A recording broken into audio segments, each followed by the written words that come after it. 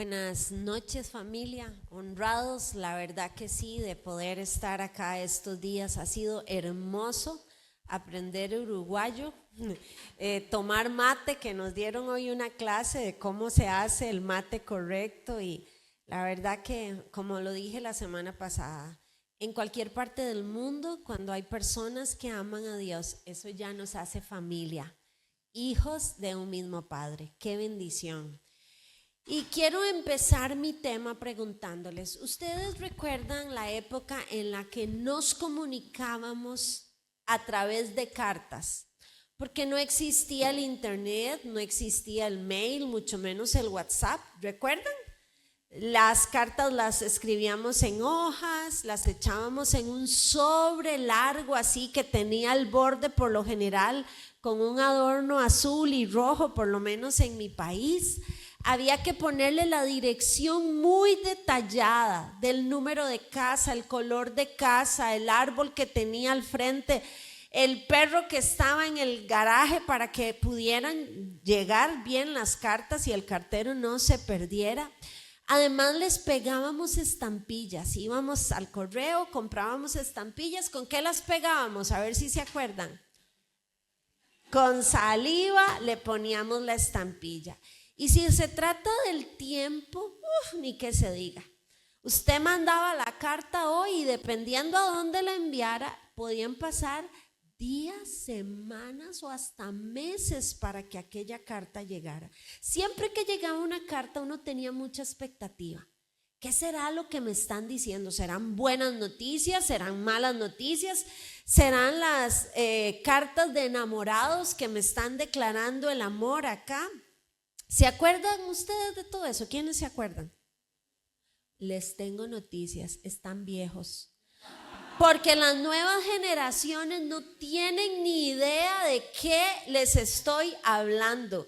Ellos nacieron con el internet, nacieron con la comunicación inmediata, en tiempo real. Yo mando y si me dejan en visto ya me entra la ansiedad porque no me responden.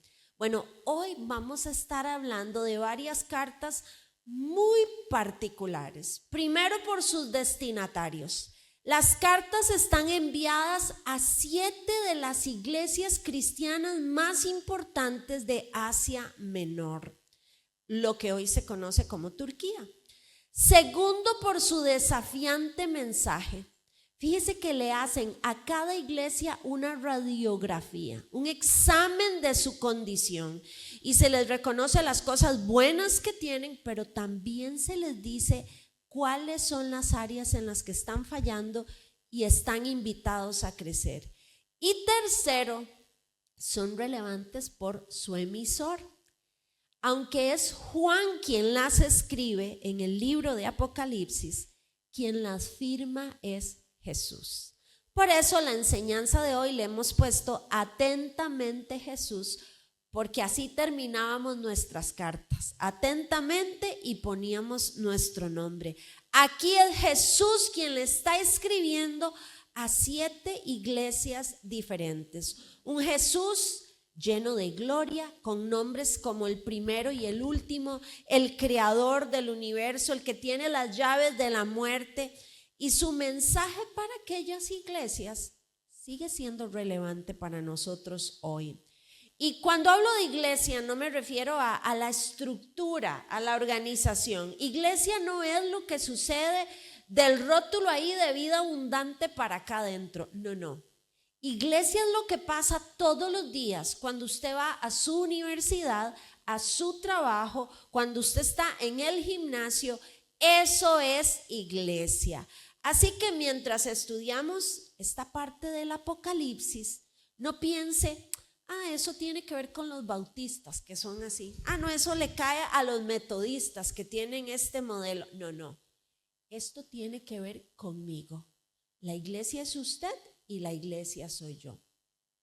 Cada carta, usted las podrá estudiar en los primeros capítulos del Apocalipsis. Da material para hacer una serie completa con cada carta. Y yo tengo el reto de hablarles de esto en unos 40 minutos de las 7. Así que escogí un solo elemento de cada carta. lo que Jesús les está señalando a las iglesias que deben cambiar. Así que usted póngase cómodo, abróchese el cinturón, porque en las próximas 4 horas y media vamos a estar viendo este tema tan apasionante. Vamos a orar. Señor, gracias por estar en medio nuestro. Gracias por regalarnos la oportunidad de ser comunidad, de ser iglesia, de juntos adorar tu nombre, de venir y exaltarte, de poder celebrar a la familia, de presentar a una bebé, de poder cantar, de poder compartir. Pero también estamos aquí porque queremos escuchar tu voz. Y nunca se escuchará más fuerte y clara como en tu palabra. Hoy disponemos una vez más nuestro corazón, nuestra mente, nuestros oídos, para que tu mensaje desafíe nuestros corazones.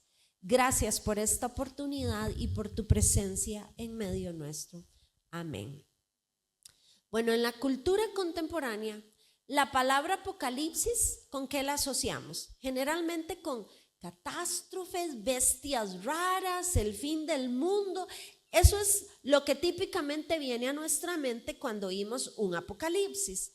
Pero fíjese que esta palabra significa revelar, descubrir algo.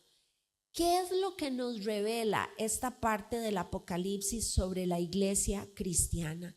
¿Cuáles son esas cosas que Jesús nos está diciendo? Gente, tienen que cambiar esto, tienen que crecer en aquello. Vamos a verlo una por una.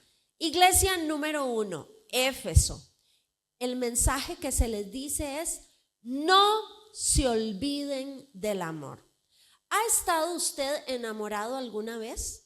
Cuando uno está enamorado, vea, 24 horas del día no le alcanzan para escuchar la voz de la persona que usted ama, para compartir con él o con ella. Cuando Mauricio y yo éramos novios, Mauricio se levantaba a las 3 de la mañana para llegar a la casa donde yo vivía, porque mi papá tenía un negocio de panadería. Los panaderos se levantan muy temprano para que el pancito esté fresco al desayuno. Así que él dijo: si ustedes quieren aprender a manejar, yo les voy a enseñar a esa hora de la madrugada. Me acompañan cuando tengo que ir a dejar el pan. Y a esa hora, sacrificialmente, Mauricio se levantaba e iba. Usted tendrá su propia historia de sacrificios de amor que hizo. El tema es que conforme pasa el tiempo, a veces vamos perdiendo esa pasión, ese amor, esa entrega. Se acaba lo que llamamos la luna de miel. Y eso fue lo que le pasó a la iglesia de Éfeso. Éfeso era la ciudad más rica e importante, algo así como Nueva York o Berlín. Ahí estaba la iglesia madre de Asia. Tuvieron pastores de lujo como Pablo, Timoteo, Juan. Eran súper estrictos en temas de doctrina, ejemplares en muchas cosas. Pero tenían un gran pero. Apocalipsis 2:4. Tengo en tu contra que has abandonado tu primer amor. Otra versión dice: tengo una queja en tu contra. No me amas a mí, ni se aman entre ustedes como al principio. Su pequeño gran problema era que tenían mucho éxito, pero muy poco amor. Y 1 Corintios 13:2 dice que si yo tengo el don de profecía y entiendo todos los misterios, y si poseo todo conocimiento y tengo una fe capaz de trasladar montañas, pero me falta el amor, dice, no soy nada. Sin el amor a Cristo, todo lo que hacemos no es más que activismo. Aquí Jesús nos confronta a nosotros también. ¿Habremos perdido nuestro primer amor por Jesucristo? Ese fervor de nuestros primeros días con Él. ¿Es que acaso olvidamos que la verdadera esencia de la vida cristiana es amar a Dios por sobre todas las cosas? Y luego dice amar al prójimo como a nosotros mismos. ¿Será que cambiamos el amor a Cristo y a las personas por el amor al éxito, a las riquezas, a la fama, al poder? A veces, en lugar de gracia y amor, lo que repartimos son piedras y juicio a las demás personas. Esta chica adolescente queda embarazada cuando tenía apenas 16 años. En su iglesia la hicieron pasar al frente de todos y confesar su pecado, mientras 5 personas, líderes de la iglesia, decidían cuál era la medida disciplinaria que le iban a imponer. Ella dice: aguanté el escarnio en aquel momento porque era una chiquilla adolescente sin mucho criterio, pero eso hizo que durante 20 años yo no quisiera ni poner un pie en una iglesia. De odiar al pecador a odiar al pecado hay una línea muy sutil y fácil de cruzar. Jesús, en cambio, nos hereda el modelo de la oveja 100. Dice que él dejaba 99 y se iba por la que estaba quebrada y dañada. Y señalamos críticamente a la oveja 100 hasta que nos toca a usted y a mí ser esa oveja. Por eso, dejar de amar al prójimo y dejar de amar a Dios están en el mismo renglón. Evaluémonos un momento, por favor. ¿Cuánto se ha enfriado mi amor por Dios? ¿Le muestro a otros el amor que Él me ha mostrado a mí? ¿O por qué somos tan intolerantes con aquellos que pecan de formas diferentes a las nuestras? Recuérdelo, el mandamiento más importante es amar a Dios con todo el corazón, el alma y la mente. Y el segundo, amar al prójimo como a sí mismos. Iglesia número 2, Esmirna. A esto se les dice: mantengan firme su fe aún en la adversidad. Hace unas semanas asistía a un foro sobre libertad religiosa alrededor del mundo y era espeluznante escuchar los testimonios de lo que sufren los cristianos alrededor del mundo por profesar su fe. Nosotros aquí no tenemos ninguna amenaza de muerte. Usted se pudo trasladar libremente y gritamos y hacemos el escándalo, y lo más que puede ocurrir es que un vecino se queje. Usted puede traer su Biblia si quiere, usted puede andar una camiseta como la que usan estos chicos: amamos a Dios, a la iglesia, al prójimo, y nadie tiene temor de morir. Pero hay muchos cristianos alrededor del mundo que mueren cada día, y yo no hablo allá lejos, en los países de Asia, musulmanes o esos donde uno infiere que suceden estas cosas. En Nicaragua, el país que está al lado nuestro, se cerraron en un solo día 1,500 iglesias y ONGs cristianas. 1,500. El gobierno entra, incauta sus bienes, sus recursos, sus cuentas, todo se los quita. Nuestro pastor en Vida Abundante Nicaragua, porque tenemos una, y hago un paréntesis, le invito a que por favor oren por ellos. El pastor Guadalupe dice que ellos viven con la zozobra permanente de cuándo les llegará el turno a ellos. ¿Se imaginan ustedes reunirse con miedo de que en cualquier momento entre el gobierno aquí y les quite pantallas o equipo y les cierre la iglesia y les incaute los ahorros que tengan? Así vive la iglesia cristiana de Nicaragua. Según Church in Net, 8 cristianos son asesinados cada día y 340 millones sufren acoso o persecución. Por ir en contra del culto al emperador, algunos de los líderes de la iglesia de Esmirna estaban siendo encarcelados. Era una iglesia pobre, una iglesia sufrida. Dice el verso 9 del capítulo 2: conozco tus sufrimientos y tu pobreza, sin embargo eres rico. Sé cómo te calumnian los que se autodenominan judíos y no lo son, pues solo son una sinagoga de Satanás. Interesantemente, Jesús a esta iglesia no le señala ninguna falta, porque aún siendo frágiles, pobres y perseguidos, eran ricos en valores espirituales y morales. Tenían convicciones muy fuertes. Mientras que Éfeso, la iglesia anterior, era exitosa en todo, pero pobres en amor, Esmirna es pobre en riqueza, pero rica espiritualmente. Ellos habían formado una pequeña contracultura que se negaba a aceptar los pensamientos y las prácticas de su entorno. Nosotros, como lo dije antes, no sufrimos persecución religiosa al punto de temer por nuestra vida, pero sí estamos enfrentando una abierta guerra ideológica.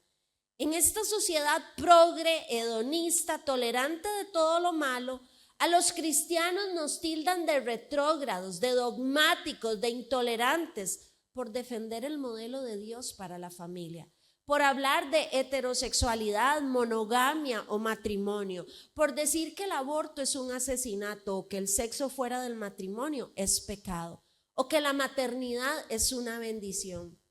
Esta joven cristiana nos contaba cómo en su universidad la condicionan de que si quiere mantener el porcentaje de beca que tenía, debía participar en la marcha del orgullo gay que se hace, pues supongo que ahora en todos los países en alguna época.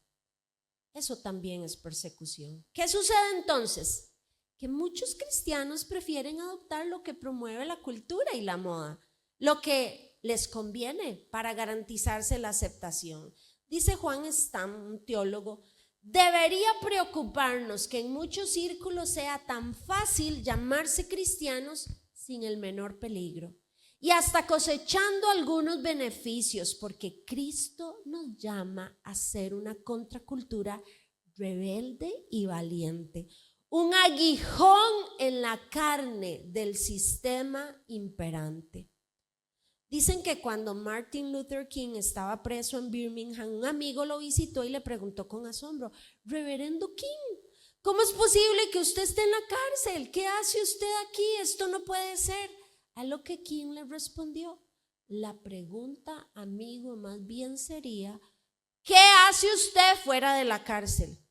Porque cuando los cristianos hacemos lo que nos toca, vamos a encontrar oposición, adversidad. Y la carta Esmirna nos invita a evaluarnos. ¿Soy yo un cristiano que se parece a Cristo? ¿Que es luz y sal ahí a donde está? ¿O soy un cristiano camaleón que se adapta a las circunstancias que le convienen en su entorno? ¿Defiendo con valentía mi fe y mis valores cristianos? ¿O por temor al rechazo, a la vergüenza, a la crítica, termino negando mi fe y negando a Jesús? Aquí reconocerlo es muy fácil, es allá afuera, gente, donde nos toca. El Señor les advierte a ellos que van a tener más dificultades, pero también les asegura que si son fieles serán recompensados. Verso 10, no tengas miedo de lo que estás por sufrir. Te advierto que el diablo meterá a algunos de ustedes en la cárcel para ponerlos a prueba y sufrirán aflicciones durante 10 días. Sé fiel hasta la muerte y yo te daré la corona de la vida. Recompensas allá.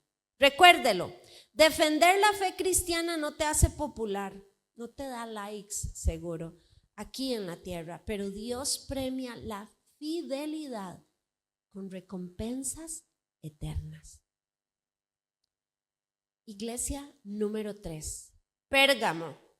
A estos les dice: no sean idólatras, tengan cuidado de dónde están poniendo su fe. A veces pensamos que la iglesia cristiana no sufre de idolatría y criticamos a otros. No, eso ocurre allá en la acera del frente.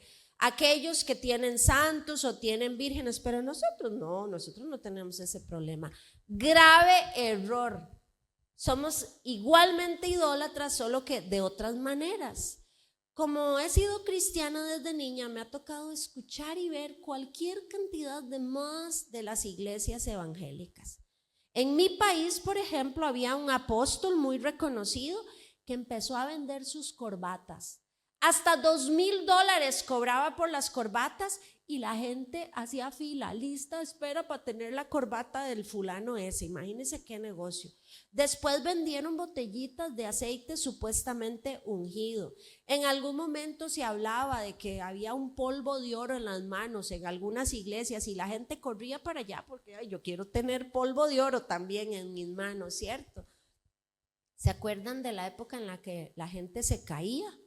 Que alguna persona extendía su saco y sácalas, ahí van para atrás un montón, o los empujaban algunos, no sé.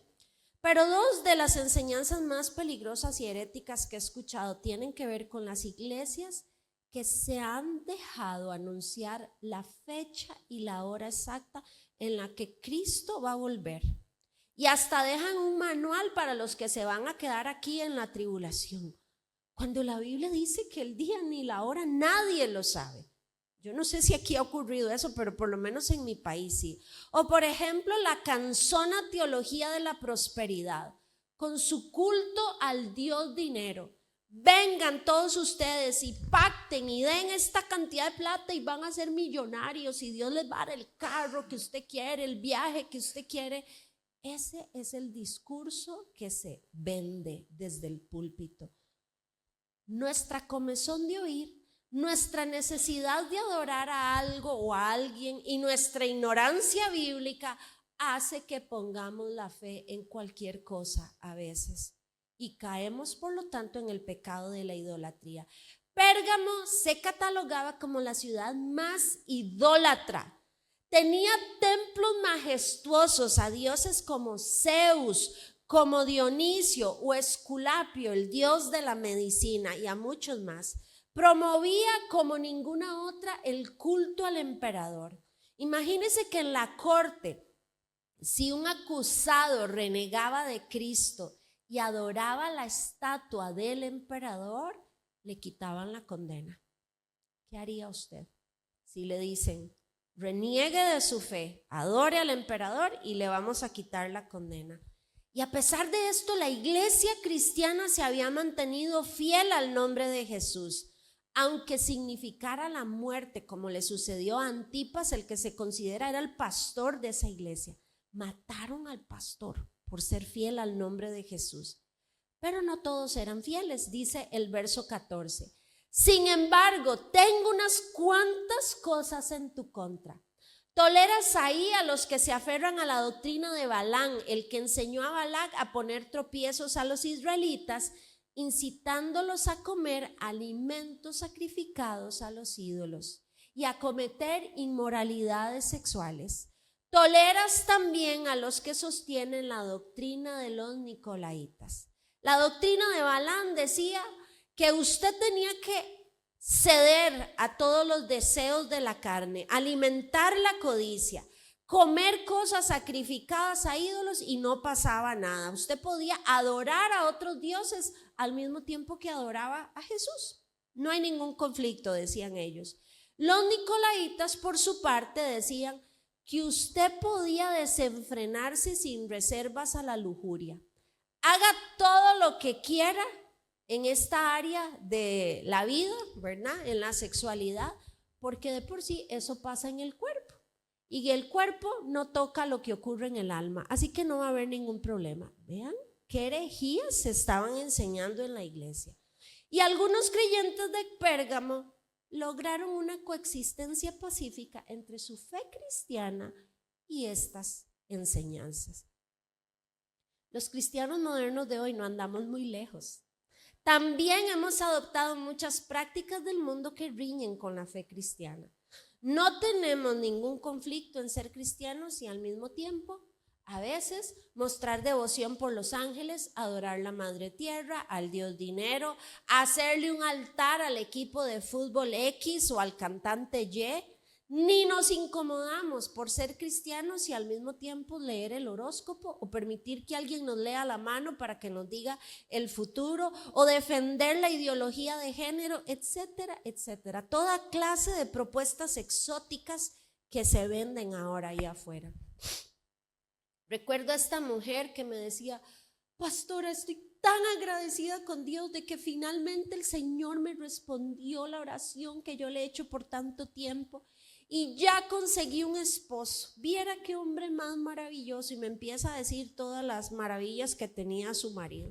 Es un hombre trabajador, colaborador, esforzado. Bueno, con decirle que nos llevamos súper bien a pesar de que él es Cáncer y yo soy Piscis, me dice.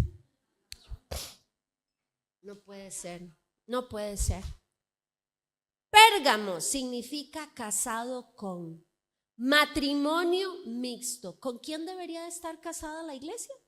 Única y exclusivamente con Cristo. No con lo popular, lo novedoso o lo que me conviene. No podemos, iglesia, adorar al mismo tiempo a Dios y al dinero, el placer, el culto a lo que sea, porque esto es idolatría. Ojo con la mundanalidad entre nosotros los creyentes. No basta con conocer la verdad. Los demonios también la conocen. Lo importante es andar en la verdad. Ahora reflexionemos. ¿Soy yo un cristiano idólatra que sirve a dos o más señores? ¿Dónde tengo puesta mi fe? ¿Única y exclusivamente en Jesús, en Cristo?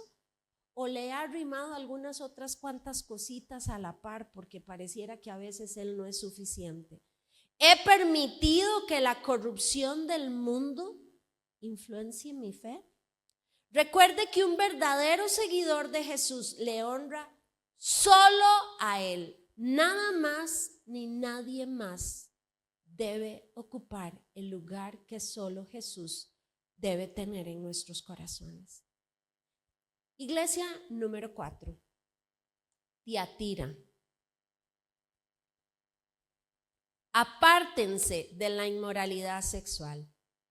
Tiatira era la ciudad más pequeña y menos famosa de las 7. Todos sus comerciantes y artesanos se unían en gremios, una especie de sindicatos. Era casi obligatorio estar ligado a un gremio si usted quería sobrevivir en el comercio. El problema es que estos gremios promovían el culto a otros dioses, fiestas paganas, hacían cualquier cantidad de cosas que desagradaban al Señor. La iglesia cristiana de Tiatira es alabada por sus extraordinarios méritos. Verso 19.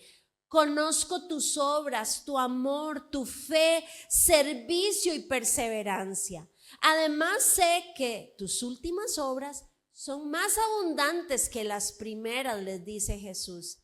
Ninguna otra congregación recibe tanto elogio y reconocimiento.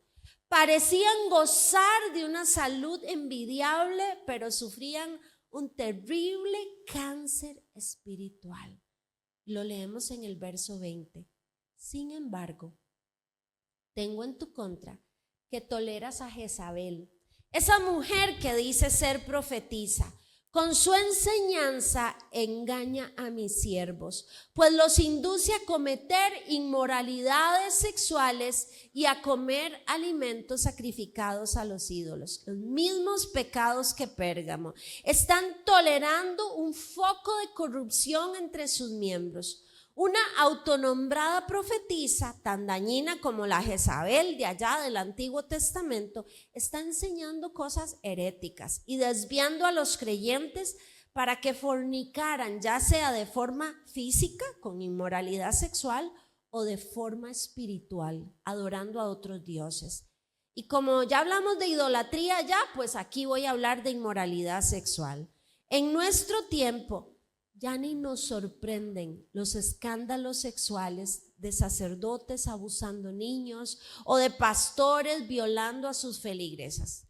En nuestro país, hace poco, uno de los pastores de lo que se conocía como la iglesia de los ricos, una iglesia donde iba gente con mucho poder económico, fue condenado a 36 años de cárcel por 3 delitos de violación calificada y 5 de abuso sexual agravado en contra de 6 de las feligresas de su iglesia. Un pastor, 36 años de cárcel. Vivimos en un mundo corrupto, violento y sexualizado. Todo lo que antes era malo, hoy se llama derecho humano. Todo lo que antes se consideraba bueno y moral, hoy se le tilda de fanatismo y de extremismo. O como dice el pastor Ricardo, me gusta, todo lo que debería producirnos arrepentimiento, hoy se le llama orgullo. La inmoralidad sexual y depravación se han legitimado en esta Sodoma y Gomorra modernas en las que vivimos. Estamos saturados de adulterio, fornicación, homosexualidad, abuso sexual infantil, pornografía, trata de personas, prácticas sexuales depravadas. La inmoralidad sexual está presente en todas las canciones, películas, libros, hasta en el deporte. En las recientes Olimpiadas se desató todo un escándalo por la chabacana y grotesca imagen de la representación de la última cena de Jesús hecha por drag queens. De inmediato saltaron algunos defensores tildando a los cristianos ofendidos de ignorantes, de retrógrados, que no, que eso era la obra de un artista X ahí que nadie conocía, pero eso es lo que ellos alegaron. Al final la organización tuvo que pedir disculpas. El punto es que todo se erotiza, todo se pone de manera desvirtuada. La sexualidad chabacana, sucia, degradada es lo que estamos viviendo hoy. Y este boom de permisividad moral y sexual también se infiltró en la iglesia. No nos genera el más mínimo conflicto ser cristianos y al mismo tiempo tener relaciones sexuales con mi novio, con mi novia, consumir pornografía como si fueran videos educativos. La infidelidad se nos volvió pandémica. 9 de cada 10 parejas que yo atiendo como psicóloga son por infidelidad. De cristianos, estamos hablando de gente de iglesia. Hasta posteamos fotos sexapilosas en las redes sociales para ver cuántos likes ganamos. Tengo una amiga del Facebook que siempre toma sus fotos en un ángulo tal que sobresalgan o sus senos o su trasero. Y luego las postea en las redes. Más o menos unos 50 o más comentarios recibe de hombres que no son su esposo. Linda, y caritas y corazones y stickers y todo. Y donde me entra un conflicto aquí en la cabeza y se me hace un circuito es que además encabeza su post con un texto bíblico. El Señor cumplirá su propósito en mí. Yo, qué vergüenza, qué vergüenza. No puede ser, gente. El argumento barato que usamos es que todo el mundo lo hace, pero es que los cristianos no deberíamos actuar como todo el mundo. El actor mexicano Eduardo Verástegui ha sido noticia porque después de una vida de excesos tuvo un encuentro con Dios. Y él lleva muchos años eligiendo la abstinencia sexual porque quiere guardarse para su esposa, dice él. Mojigato, mentiroso, fanático, repugnante, hipócrita, son solo algunos de los adjetivos con los que lo cuestionan. Ahora quiero invitarle a que reflexionemos. ¿Qué transmiten tus redes sociales de vos? ¿Cuál es el mensaje que estás lanzando ahí? ¿Estoy yo honrando a Dios con mi sexualidad? Esa área de mi vida que tal vez a los demás podré engañar, pero al Señor no. ¿He permitido que la inmoralidad sexual tome lugar en mi vida? Porque aquí Jesús le está diciendo a la iglesia de Tiatira, lo están haciendo todo bien, gente, pero no pueden hacerse de la vista gorda con este tema. Recuerda, el cristianismo no es un nombre, es un estilo de vida diferente que abarca todas las áreas, incluyendo también la moral y la sexual. No se exime esa parte de nuestra vida. Iglesia número 5, Sardis. No se queden con la religión, busquen una relación. En este mundo de apariencias, la imagen es siempre lo más importante. No importa si se trata de un artista, de un político o de una pasta de dientes, ¿cierto? Hay expertos que trabajan ahora produciendo la imagen, porque la imagen vende. La imagen factura, hace plata. Hay influencers que ganan miles de dólares posteando lo que comen, a dónde van, qué cosas hacen. Lo que piensan los otros resulta que es vital para las personas. Por eso en redes sociales publicamos solo bonito. Usted no pone en redes sociales los problemas que tiene con sus hijos, ni que le fue mal en el examen, ni que se peleó con su esposo. No. Uno pone las cosas lindas ahí porque quiere dar una imagen. Tengo otra amiga de Facebook. Ve a ver si usted me pide amistad en Facebook y luego lo uso aquí en una prédica, ¿verdad? Esta otra amiga de Facebook pone fotos a las que les aplica un filtro de belleza 10. Usted la ve y yo le decía a Mauricio, qué linda que está esta mujer, cómo se conserva de bien, qué bárbara, preciosa, hasta que nos la encontramos en el supermercado. Y usted dice, ¿qué le pasó? Porque no se parece en nada a la que sale en las fotos de sus redes. La imagen, otra vez. Estamos muy interesados en que nos den likes, en quedarle bien a las personas. La iglesia de Sardis gozaba de una muy buena imagen. Era la iglesia de moda, grande, respetada, admirada por todo el mundo. Pero resulta, gente, que Dios no ve las apariencias, ni lo apantalla el filtro que usted le ponga a sus fotos, ni la opinión pública. Así que les da su diagnóstico letal de entrada, sin mucho preámbulo. Vea lo que les dice Apocalipsis 3:1. Conozco tus obras. Tienes fama de estar vivo, pero en realidad estás muerto. Despierta, reaviva lo que aún es rescatable, pues no he encontrado que tus obras sean completas delante de mí, Dios. Tenían muchas actividades exteriores, pero ninguna espiritualidad interior. Y el Señor les recrimina que están dormidos, que son espiritualmente mediocres. En la forma parecían, cumplen con la imagen, pero en el fondo están secos y están muertos. Cuando tengo la oportunidad de viajar a otros países, una de las cosas que más me llama la atención son los cementerios. Las diferentes formas que tienen las culturas de honrar a sus muertos, de honrar la memoria de los seres amados.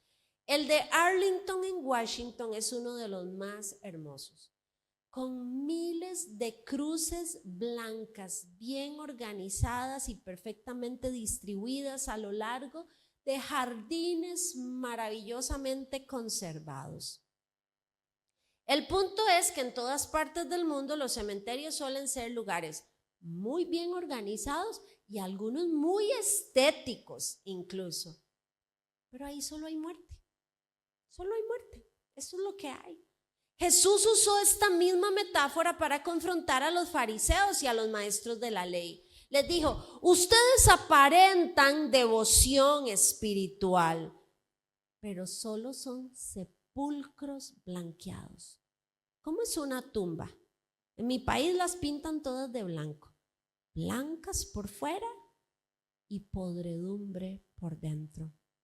Así estaba la iglesia de Sardis. Y así podemos estar nosotros espiritualmente hablando. Nos decimos cristianos, usamos la jerga correspondiente, aleluya, amén, hermano, todo el asunto. Venimos religiosamente cada fin de semana, vamos al grupo pequeño, a los campamentos, hasta nos hemos aprendido algunos versículos de la Biblia. En la forma, en la imagen parece que sí somos. La pregunta sería, ¿qué diagnóstico haría Jesús de tu espiritualidad interna?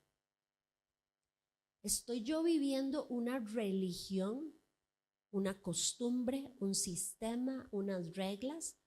o una relación viva, cercana, cotidiana con el Dios a quien digo amar y servir. Nos toca hacer un autoexamen continuo para asegurarnos que nuestra fe no sea superficial o de apariencia, sino genuina, fructífera. Que no estemos ocupados solo de la imagen externa, sino de la condición interna. El cristianismo, más que una religión, se trata de una relación personal con Cristo, con Jesús, a quien decimos seguir. Recuerde, lo que vale no es lo que otros piensan de mí, sino lo que Cristo piensa de mí. Él no ve apariencias, Él ve corazones. Iglesia número 6, Filadelfia. Se les dice, sean fieles a Jesús y a la Biblia. Filadelfia es la ciudad del amor fraterno. Solo cosas buenas se dicen de esta iglesia. No hay ni una sola palabra de condenación para ellos tampoco. Y después de leer todas las anteriores, esto sin duda debió sorprender a propios y a extraños. ¿Cómo es que una iglesia que era débil y de poca importancia, con malas relaciones con el gobierno y con la sinagoga, es tan alabada? ¿Qué es lo que hicieron ellos para recibir elogios? Y la clave es una, la leemos en el verso 8 de Apocalipsis 3. Conozco tus obras. Mira que delante de ti he dejado abierta una puerta que nadie puede cerrar. Ya sé que tus fuerzas son pocas, pero has obedecido mi palabra y no has renegado de mi nombre. La fidelidad de ellos era evidente en dos áreas: fieles a la escritura, oían y obedecían la palabra, y fieles a Jesús. Nunca reconocieron a César como su Señor, solo a Cristo. Ese mismo llamado a ser fieles a la palabra y a Jesús lo tenemos nosotros, la iglesia de hoy. Pero dudo que pasemos el examen tan bien como lo pasaron ellos. No pocos se avergüenzan de decir que son cristianos, tal vez porque su testimonio no acompaña su fe o porque prefieren estar encubiertos. Tengo un amigo que durante la adolescencia, cuando íbamos a un restaurante y nos íbamos a poner a orar antes de la comida, me daba vergüenza. Entonces, en vez de hacer lo que siempre hacemos, cerramos los ojos, inclinamos la cabeza para orar, él oraba como hablando con un compañero: Señor, te damos gracias por estos alimentos, súplele a los que no tienen nada, para que no se dieran cuenta que él era cristiano. Como Pedro. Seguro que si alguien nos confronta y nos pone en evidencia, no pocos optarán por negar a Jesús. ¿Recuerdan? Pedro dijo: me muero, pero yo jamás te negaré. Y cuando empezaron a decir: ay, este habla igual que aquel, ay, este yo lo vi con aquellos, no, no y no. Y el gallo cantó. Mateo 10:33, vean lo que dice, gente. Pero al que me niegue aquí en la tierra, también yo lo negaré delante de mi Padre en el cielo. Ay, esos textos de la Biblia que uno no quisiera que estén ahí. Si de la Biblia se trata, muchos cristianos podrían calificarse de analfabetas espirituales. Lo más que conocen es el Salmo 23, porque lo han oído tanto y se lo repiten tanto que ese es el que memoricé. O el 91, porque es el que está ahí abierto en la bibliota grande que tenemos ahí empolvándose en la sala de nuestras casas. ¿Se conforman con lo que otro dice que la Biblia dice? Pero usted tiene la responsabilidad de verificar en su Biblia todo lo que decimos aquí. No nos crea, vaya usted y lo lee en su propia Biblia. ¿Verdad que cuando usted quiere ir a ver una película y alguien empieza a contársela, usted le dice: no me diga? ¿Por qué? Porque usted quiere ir a verla, por usted mismo, ¿cierto? No me haga spoiler, yo quiero ir y comprobar que eso es verdad. Y entonces, ¿por qué cuando hablamos de la Biblia usted se conforma con lo que otros le dicen? Vaya, léalo en su propia Biblia. Hay otro grupo de cristianos que esos se vuelven más bien expertos. Leen y estudian un montón y se vuelven teólogos expertos en la Biblia, pero no la cumplen. Dice Corrie ten Boom, no te preocupes por las partes de la Biblia que no entiendes. Preocúpate por las que entiendes y no estás obedeciendo. Obedecer la escritura es hacer contracultura. La cultura dice no hay verdades absolutas, cada quien hágase la suya. La Biblia dice Jesús es el camino, la verdad y la vida. La cultura dice sexo libre, hagan todo lo que quieran y lo que les da placer. Y la Biblia dice honren con sus cuerpos a Dios.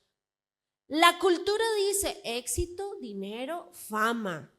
Y la Biblia dice, no hagan tesoros en la tierra, sino allá en el cielo. La cultura dice odio, venganza. Y la Biblia dice, amen a sus enemigos, perdonen a todos. Y esto solo por mencionar unos cuantos ejemplos. Pregúntese, ¿mi manual de conducta es la cultura y sus propuestas modernas donde todo se vale? ¿O es la Biblia con sus exigentes estándares de santidad? Recuerde, la Biblia hay que leerla, estudiarla, creerla, pero sobre todo obedecerla. Y finalmente, miren, si llegamos, la Odisea, la última iglesia, a esto se les dice nada de tibieza espiritual. La Odisea era una ciudad orgullosa, muy rica, reconocida mundialmente por tres cosas. La primera, su industria textil. Producían unas telas finísimas, una lana de un color negro azulado que era apetecida en todo el mundo. Lo segundo por lo que era reconocido era por un colirio oftalmológico, un ungüento para los ojos que era muy bueno y que exportaban a todo lado. Y lo tercero era por los bancos. Era una ciudad con mucho comercio y tenía muchas instituciones bancarias. Y paradójicamente Jesús les dice a los creyentes de ahí que son pobres, ciegos y desnudos. Apocalipsis 3:17. Dices, soy rico, me he enriquecido y no me hace falta nada, pero no te das cuenta de cuán infeliz y miserable, pobre, ciego y desnudo eres tú. Esta iglesia recibe un severo diagnóstico. Verso 15. Conozco tus obras. Sé que no eres ni frío ni caliente. Ojalá fueras lo uno o lo otro. Por tanto, como no eres ni frío ni caliente, sino tibio, estoy por vomitarte de mi boca. En otras palabras, ustedes me dan náuseas, es lo que les dice el Señor. Su problema no era un escandaloso pecado de idolatría o de inmoralidad sexual o de herejías, sino su actitud orgullosa y confianzuda. Se creían cristianos modelo, con una falsa seguridad espiritual basada en su seguridad económica, y en realidad estaban a punto de ser vomitados debido a su tibieza espiritual. Yo pensaba precisamente en el agua tibia y concluía que es rica solo para bañarse, porque un café tibio, guácala. Hoy nos explicaba Diego que cómo debe estar el agua para hacer el mate. Bien caliente, dijo, hirviendo. Una sopa tibia, tampoco nos gusta. Y si usted viene del gimnasio de hacer ejercicios y viene agotado y yo le ofrezco un vaso de agua tibia, seguro que usted me lo escupe también a mí, ¿cierto? Cristo pone en evidencia ese letargo espiritual. No eran fríos, es decir, no son completamente indiferentes a la fe y a Dios, pero tampoco son calientes, no viven su fe con compromiso. Simplemente tibios, algo así como simpatizantes del evangelio. En tiempos críticos como estos, la tibieza es pecado. No podemos ser medio cristianos, mediocres y cobardes. Eso sería, como les decía el domingo a los que estuvimos en aquel retiro, como pretender ganar una competencia olímpica de natación a nadadito de perro. ¿Saben qué es nadadito de perro? Eso ahí que uno más o menos hace así.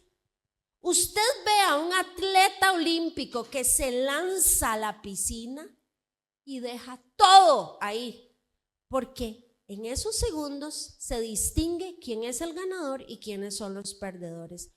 ¿Cuántos de nosotros hemos caído en la complacencia espiritual? Practicando un cristianismo customizado, adaptado a mi gusto y conveniencia personal. Yo elijo qué partes de la Biblia quiero obedecer y cuáles no.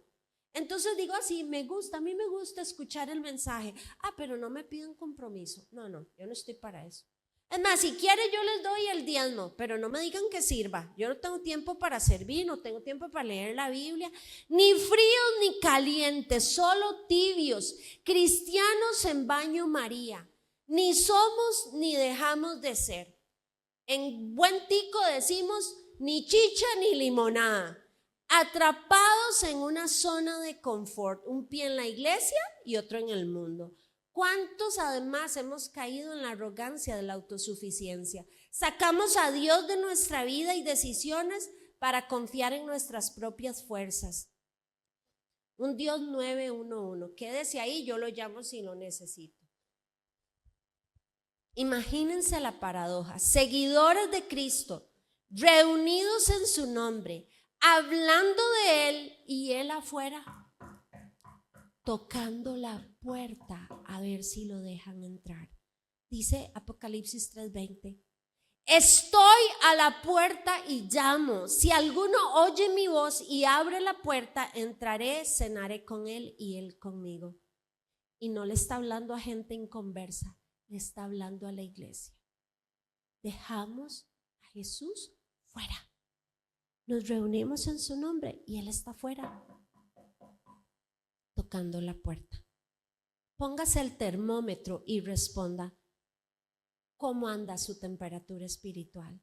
¿Soy yo un tibio que simpatiza con la fe pero no quiere un compromiso serio con Dios? ¿Estoy demasiado confiado en mis logros personales que dejé a Dios afuera tocando la puerta? Recuerde, seguir a Cristo es una decisión radical que no permite la neutralidad. No hay un término medio en la vida cristiana. ¿Somos o no somos? Hace pocas semanas, otro pastor allá en Costa Rica fue vinculado con el narcotráfico, una red terrible de legitimación de capitales. Él cogía la plata del narcotráfico y las presentaba luego como ofrendas de la iglesia, blanqueamiento de capital del narco. Y nos escandalizamos cuando oímos noticias así, qué barbaridad la gente, lo que es capaz de hacer por la plata, cómo se venden todos, cómo tienen un precio. Pero la radiografía que le hicieron a estas 7 iglesias nos demuestra que no podemos tirar piedras porque todos tenemos techo de vidrio. En alguna área, usted y yo seguramente le estamos fallando al Señor. Aunque nuestros pecados no se hagan públicos ni salgan en la prensa. En la despedida final, Jesús cierra las cartas diciendo, todo el que tenga oídos para oír debe escuchar al Espíritu y entender lo que le dice a las iglesias. ¿Tiene usted 2 oídos? Este mensaje es para usted y para mí. Somos invitados en estas cartas a permanecer fieles a Dios y a su palabra. El Señor va a volver por una iglesia que no debe olvidar el amor a Cristo y a la gente, avergonzarse de su fe y sus valores, tolerar la idolatría, vivir en inmoralidad sexual, practicar religiosidad, desobedecer la Biblia o conformarse con la tibieza espiritual. Podemos ser fieles al Señor a través de Jesucristo, que es el que nos permite honrar a Dios. Al que venciere le daré y hay una serie de recompensas para aquellos que lograron hacerlo bien. El Señor nos hace hoy el diagnóstico, nos advierte de lo que debemos corregir y cambiar, pero la decisión final es suya y es mía. ¿Seguiremos permitiendo que la cultura del mundo defina nuestra identidad o seremos una contracultura de luz y de sal? Voy a invitarle a la banda a que pase y me gustaría que usted escuchara esta canción y luego vamos a terminar con una oración. Cada uno de nosotros cosecha las consecuencias de la decisión que tomamos, por Cristo y su palabra, o por el mundo y todo lo que propone. La invitación la tenemos planteada.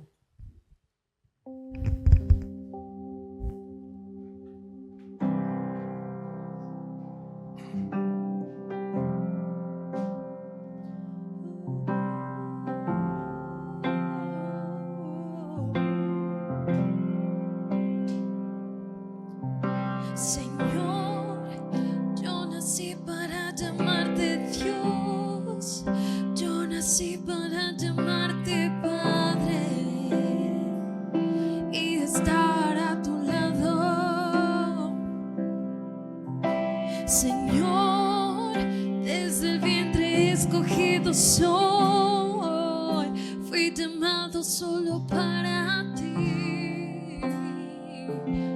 Bendito soy si vivo en obediencia a ti, oh Dios. Mas día a día el pecado viene y me llama. Día tras día tentaciones vienen, me llaman. Día tras día el pecado viene, mas yo elijo a Dios, yo elijo ser amigo de Dios, yo elijo a Cristo día tras día. Ya morí a mi vida, ahora vivo la vida de Dios, mas yo elijo a Dios, yo elijo ser amigo de Dios, yo elijo a Cristo día tras día. Ya morí a mi vida, ahora vivo la vida de Dios. Voy a invitarle a que usted se ponga de pie y piense lo que estamos diciendo. ¿A quién vas a elegir? Día a día las tentaciones van a llegar, día a día el enemigo nos pone el pecado así en bandeja de plata servido al frente, y día a día tenemos que tomar la decisión de elegir al Señor. Y si usted quiere ser de los valientes que le dice: Señor, yo quiero ser fiel a tu nombre, fiel a tu palabra, levante su mano y haga conmigo esta oración. Señor, te pedimos perdón por las muchísimas veces en las que hemos desviado nuestro camino. Hemos dicho con nuestra boca querer ser seguidores de Cristo, pero con nuestros actos te hemos negado. Hemos levantado altares a otras cosas. Le hemos dado el lugar en nuestro corazón a otras personas. ¿Cuántas veces, Señor, hemos caído en el pecado y hemos consentido los diferentes tipos de pecado en nuestra vida? ¿Cuántas veces hemos escuchado tu palabra y hemos sido sordos, negligentes? Hemos endurecido nuestro corazón para ti. ¿Cuántas veces lo único que hemos vivido ha sido una religiosidad? Practico una fe de costumbres, una fe que me heredaron. ¿Cuántas veces te he sacado de mi vida, Señor, y te he dejado afuera tocando la puerta? Y hoy, Señor, tu palabra nos confronta. Y aquí estamos, hombres y mujeres, que que nos sabemos débiles. Por eso necesitamos de tu presencia en nuestra vida. Nosotros queremos elegirte a ti cada día. Yo elijo a Dios. Yo quiero honrarte con mi vida, con mis pensamientos, con mi sexualidad, con mi corazón, con mis palabras, Señor. Yo quiero ser luz y sal ahí donde me has puesto.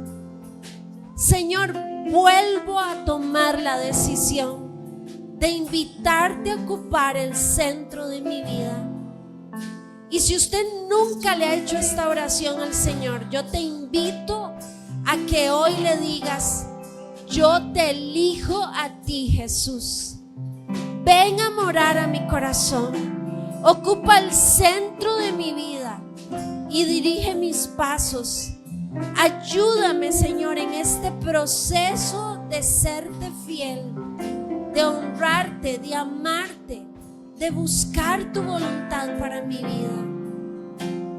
Señor, yo abro la puerta de mi corazón y te invito a entrar. No quiero que te quedes afuera, Señor. El que abre la puerta, el que oye mi voz y abre, dice tu palabra, yo entraré y cenaré con él y él conmigo. Ven a mi corazón, Jesús, y completa tu obra de santificación y de transformación en mi vida.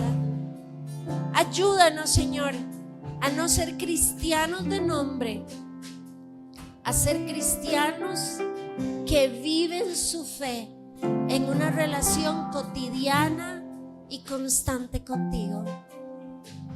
¿Qué le parece si usted dice: yo nací para llamarte Dios, Señor? Yo te elijo a ti cada día con la banda. Señor, yo nací para llamarte Dios. Yo nací para llamarte Padre y estar a tu lado. Señor, desde el vientre escogido soy. Fui llamado solo para ti. Bendito soy si vivo en obediencia a ti, oh Dios. Mas día a día el pecado viene, me llama. Día tras día las ofertas vienen, me llaman. Día tras día vienen tentaciones, me llaman. Día tras día el pecado viene, mas yo elijo a Dios. Yo elijo ser amigo de Dios. Yo elijo a Cristo día tras día. Ya morí a mi vida, ahora vivo la vida de Dios. Mas yo elijo a Dios. Yo elijo ser amigo de Dios. Yo elijo a Cristo día tras día. Ya viví a mi vida, ahora vivo la vida de Dios. Yo elijo a Dios. Yo elijo ser amigo de Dios.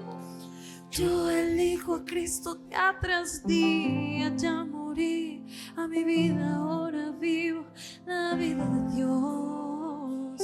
Mas yo elijo a Dios. Yo elijo ser amigo de Dios. Yo elijo a Cristo día tras día. Ya morí a mi vida, ahora vivo la vida de Dios.